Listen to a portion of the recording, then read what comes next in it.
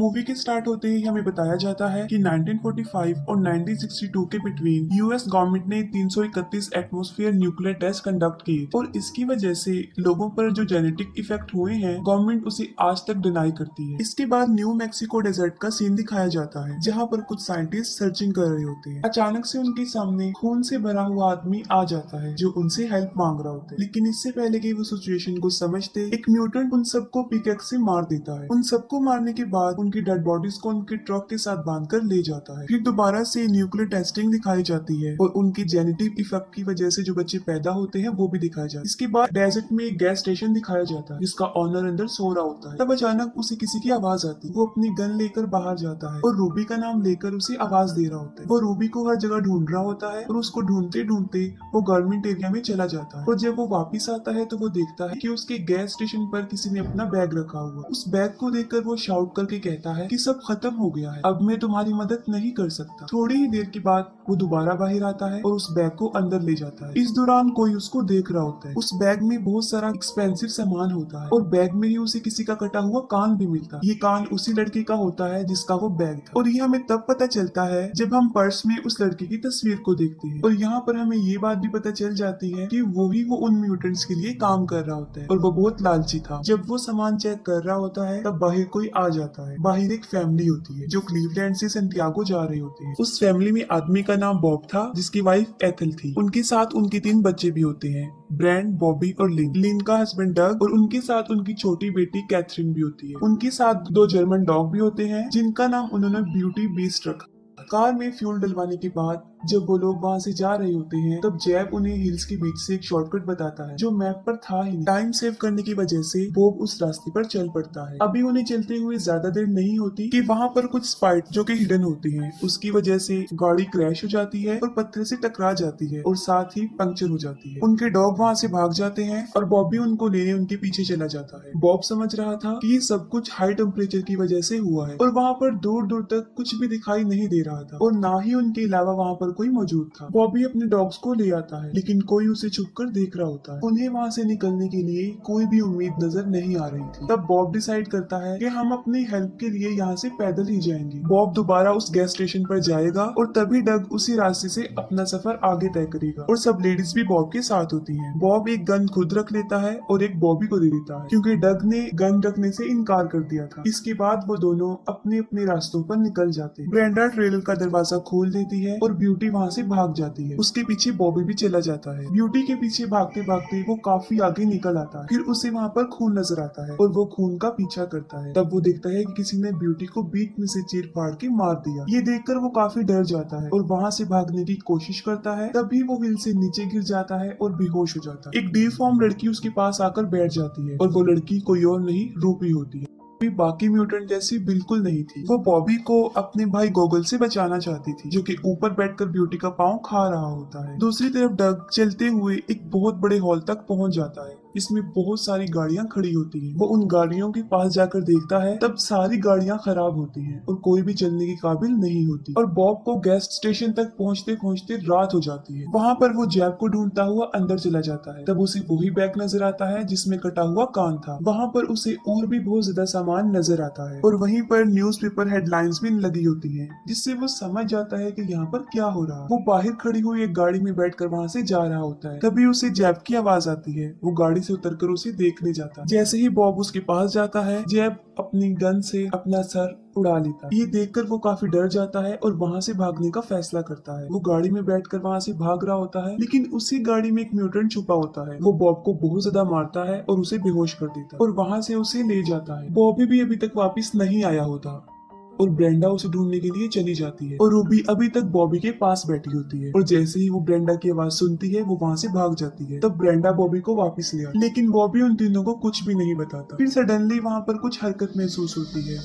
बॉबी उन तीनों को कहता है कि वो तीनों वहीं पर ठहरे और खुद बाहर देखने जाता है। तभी वहाँ पर डग आ जाता है और वो कहता है कि यहाँ से सड़क खत्म हो जाती है और आगे कोई भी शॉर्टकट नहीं है। ये सुनकर भी बॉबी उन्हें कुछ नहीं बताता। डग उन्हें कहता है कि अगर 12 बजे तक बॉब वापस नहीं आए तो हम उन्हें ढूंढने जाएंगे और फिर वो सब रेस्ट करने लगते हैं। डग और लिन कार में होते हैं और बाकी सारे ट्रेलर में। वो सब लोग सो जाते हैं लेकिन बॉबी अभी तक जाग रहा होता है। वो बाहर बीस्ट को ढूंढने आता है। तभी उनकी गाड़ी में एक प्लूटो नाम का म्यूटेंट घुस जाता है जो ब्रेंडा को दबोच देता है और बाहर बॉबी को भी कुछ नजर आता है। वो फौरन जाकर डग को जगा देता है और बॉबी सब कुछ उन लोगों को बता देता है। तभी उन्हें किसी की चीख सुनाई देती है। वो देखते हैं कि वो चीख किसी और की नहीं है बल्कि वो बॉब की है और बॉब को कुछ दूरी के फासले पर उन म्यूटेंट ने आग लगा दी थी। वो बॉब को बचाने के लिए आगे बढ़ते हैं और इसी दौरान एक म्यूटेंट उनकी गाड़ी में घुस जाता है और इसका नाम लिजर्ड होता है। बॉब उनकी आंखों के सामने जलकर मर जाता है लेकिन वो उसके लिए कुछ भी नहीं कर पाता। लिन को ब्रेंडा के चिल्लाने की आवाज आती है। वो अंदर जाकर देखती है और वहाँ पर लिजर्ड ने उसकी बच्ची को पकड़ा होता है। वो उसकी बच्ची पर गन पॉइंट करके उसके साथ जबरदस्ती करने की कोशिश करता है लेकिन फौरन वहाँ पर ईथल आ जाती है और पीछे से वो उस पर अटैक कर देती है। लेकिन इससे पहले कि वो कुछ करती, लिजर्ड उसको शूट कर देता है। गोली की आवाज सुनकर डग और बॉबी भी गाड़ी की तरफ भागते हैं। लिजर्ड ब्रेंडा को भी शूट करने लगता है। तभी लिन एक स्क्रू उसके पाँव में घुसा देती है और बदले में लिजर्ड उसको भी शूट कर देता है। लिजर्ड ब्रेंडा को वहाँ से लेकर जा रहा होता है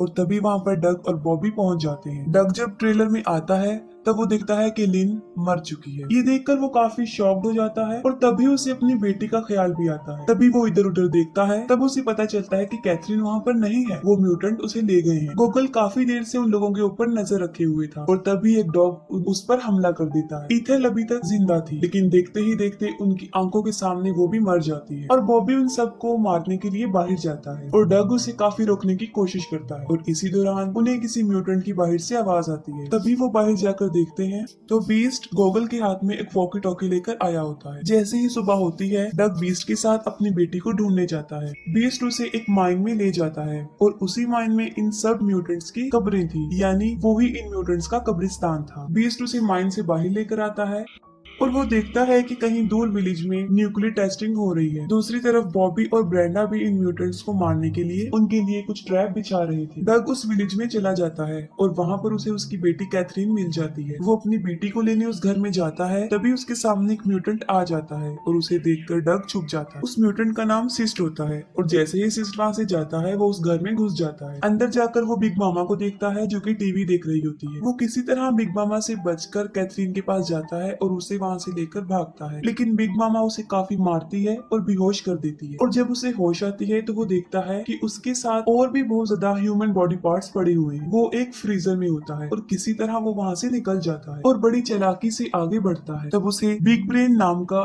एक म्यूटेंट वहाँ पर नजर आता है और इस म्यूटेंट की वजह से हमें उन म्यूटेंट्स के बारे में इंफॉर्मेशन मिली। वो बताता है कि हमें सिटी से निकाल दिया गया और हम यहाँ पर माइन में छुप गए और यहाँ पर बहुत ज्यादा न्यूक्लियर बॉम्ब आकर गिरे जिसकी वजह से और उन बॉम्ब की रेडिएशन से वो जेनेटिकली डिफॉर्म बन गई। डग उससे कैथरीन के बारे में पूछता है लेकिन वो उसे कुछ नहीं बताता और तभी वहाँ आकर प्लूटो उस पर हमला कर देता है। वो एक कुल्हाड़ी के जरिए उसकी 2 उंगलियां काट देता है लेकिन किसी तरह बड़ी मुश्किल से डग उसे भी मारने में कामयाब हो जाता है।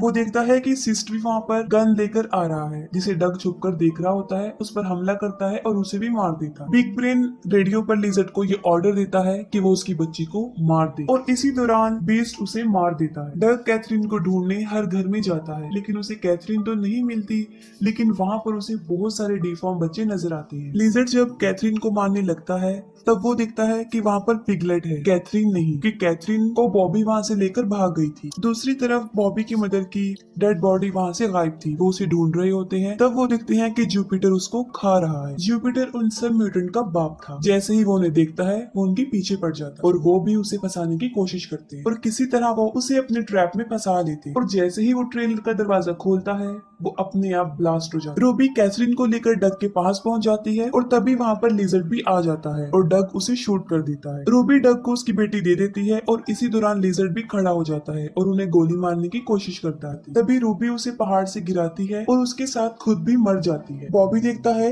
कि जुपिटर अभी भी जिंदा है।